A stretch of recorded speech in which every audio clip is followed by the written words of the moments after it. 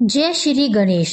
प्रिय भक्तों, आज के इस वीडियो में हम आपके लिए मार्गशीर्ष माह में सुने जाने वाली विनायक चतुर्थी की पुरानी कथा लेकर आए हैं, इसलिए कृपया वीडियो को अंत तक जरूर देखिएगा। एक बार पार्वती जी ने गणेश जी से पूछा कि मार्गशीर्ष कृष्ण चतुर्थी संकटा कहलाती है, उस दिन किस गणेश जी की पूजा किस रीति से करनी चाहिए। गणेश जी ने उत्तर दिया कि हे हिमालय नंदिनी, अगहन में पूर्वोक्त रीति से गजानन नामक गणेश जी की पूजा करनी चाहिए। पूजन के बाद अर्घ देना चाहिए।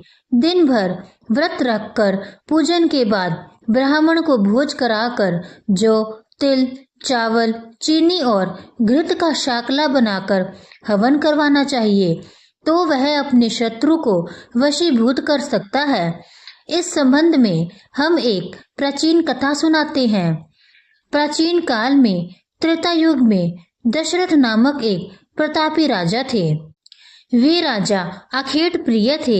एक बार अनजाने में ही उन्होंने एक श्रवण कुमार नामक ब्राह्मण का आखेट में वध कर दिया था। उस ब्राह्मण के अंधे माँ बाप ने राजा को शाप दिया कि जिस प्रकार हम लोग पुत्र शोक में मर रहे हैं, उसी भांति तुम्हारा भी पुत्र शोक में मरण होगा।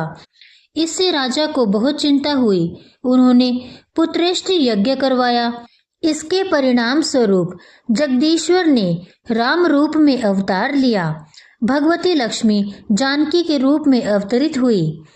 पिता की आज्ञा पाकर भगवान राम सीता और लक्ष्मण सहित वन को गए, जहां उन्होंने खरदूषण आदि अनेक राक्षस व राक्षसनियों का वध किया था। इससे क्रोधित होकर रावण ने सीता जी का अपहरण कर लिया था। सीता जी की खोज में भगवान राम ने पंचवटी का त्याग कर दिया और ऋष्यमुख पर्वत पर पहुंचकर सुग्रीव के साथ मित्रता की। तत्पश्चात सीता जी की खोज में हनुमान आदि वानर तत्पर हुए। ढूंढते ढूंढते वानरों ने गिद्धराज संपाति को देखा।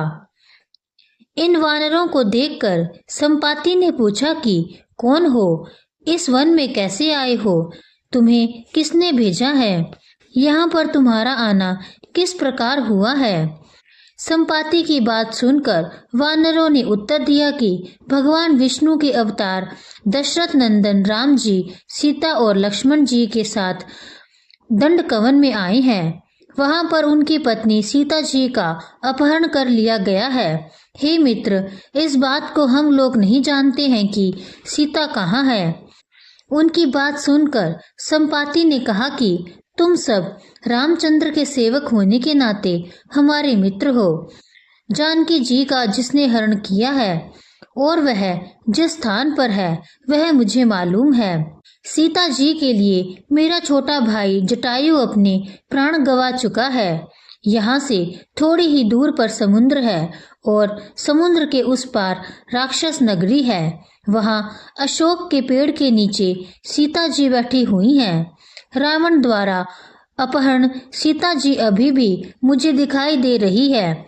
मैं आपसे सत्य कह रहा हूँ कि सभी वानरों में हनुमान जी अत्यंत पराक्रमशाली है, अतः उन्हें वहां जाना चाहिए। केवल हनुमान जी ही अपने पराक्रम से समुद्र लांघ सकते हैं, अन्य कोई भी इस कार्य में समर्थ नहीं है।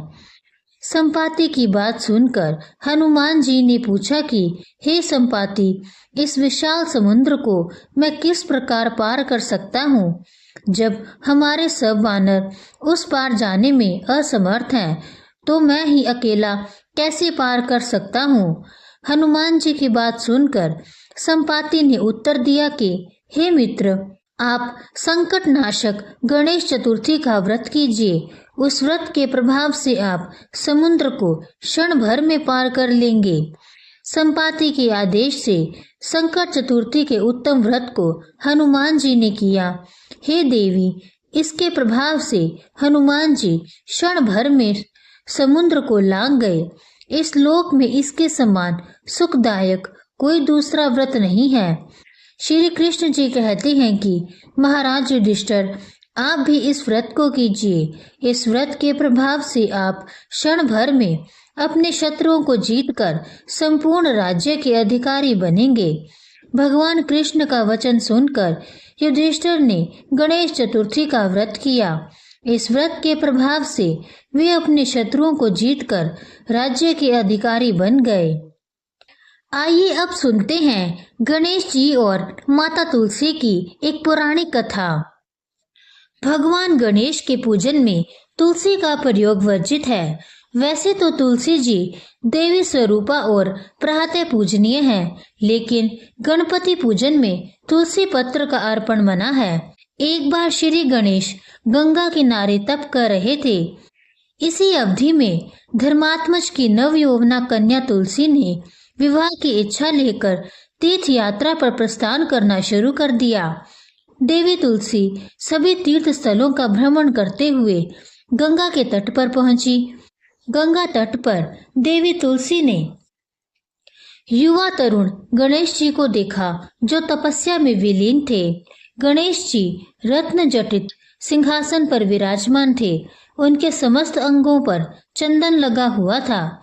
उनके गले में पारिजात पुष्पों के साथ स्वर्णमणि रत्नों के अनेक हार पड़े थे। उनके कमर में अत्यंत कोमल रेशम का पीतांबर लिपटा हुआ था। तुलसी जी श्री गणेश के रूप पर मोहित हो गई। उनके मन में गणेश जी से विवाह करने की इच्छा जागृत हुई। तुलसी ने विवाह की इच्छा से उनका ध्यान भंग किया। तब भगवान श्री गणेश ने तुलसी द्वारा तप भंग करने को अशुभ बताया और तुलसी की मंशा जानकर स्वयं को ब्रह्मचारी बताकर उसके विवाह प्रस्ताव को नकार दिया। श्री गणेश द्वारा अपने विवाह प्रस्ताव को अस्वीकार कर देने से देवी तुलसी बहुत दुखी हुई और आवेश में आकर उन्होंने श्री गणेश के 2 विवाह होने का शाप दे दिया। इस पर श्री गणेश ने भी तुलसी को शाप दे दिया कि तुम्हारा विवाह एक असुर से होगा।